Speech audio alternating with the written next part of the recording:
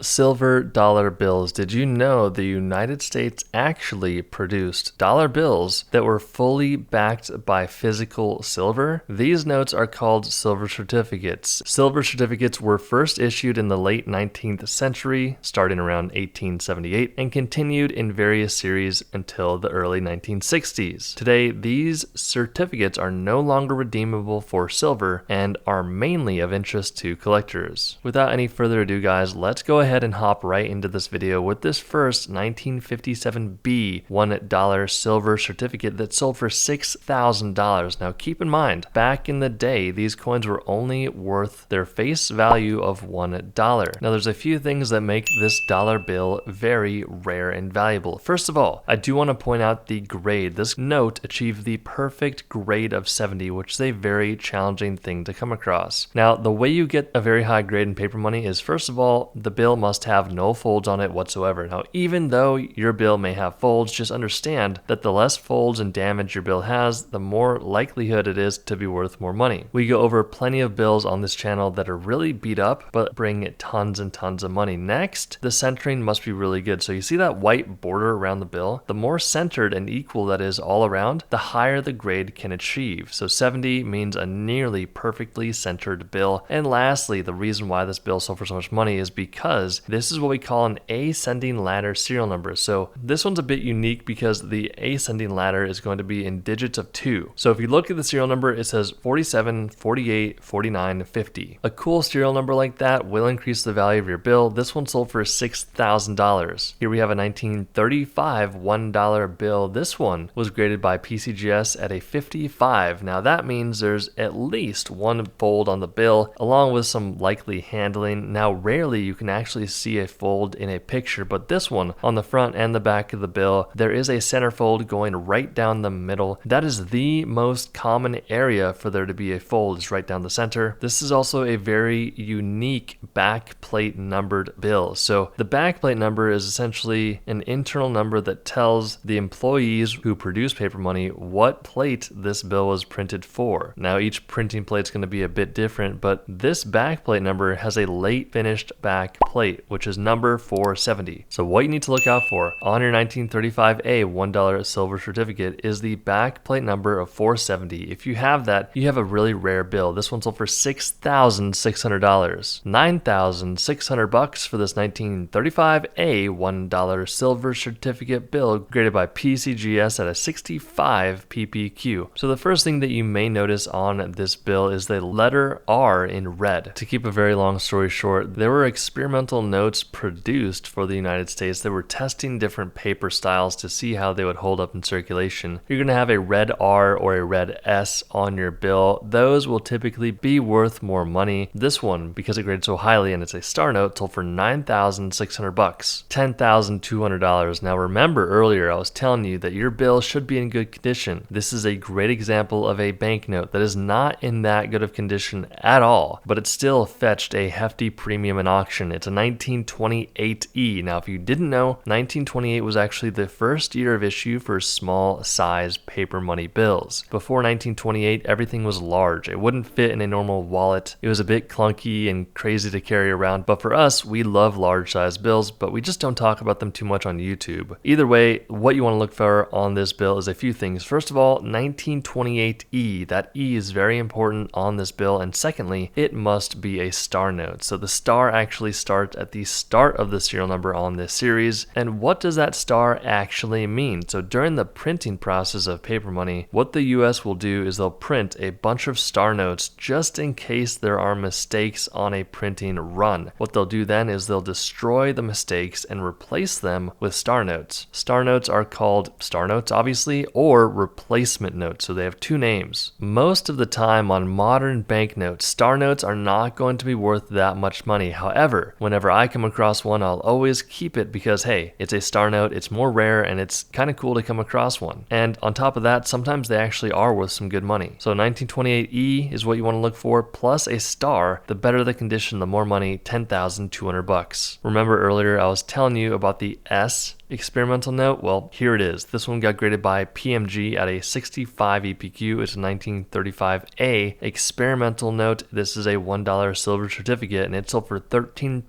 $18,800. $18,000 for this 1935 C $1 bill graded by PCGS at a 66 EPQ. Now, that is a high grade. It is 4 points away from the perfect grade of 70, and you're going to have a very fancy serial number on this bill. You have what's called a solid number 9 serial number. Now, these serial numbers can be worth good money, especially if the bill is in good condition. This bill was able to sell for $18,000, 30,000 bucks. Now, this is once again a 1928E, but the condition is much better than that previous note, and it's a star note. So remember guys, 1928E with a star, that is the key date for this specific bill. It is what you want to have in your collection because it is so hard to come by. Not many of them were produced or known to exist today. $30,000 it sold for. If you haven't done so already, hit that subscribe button and we will see you in the next video.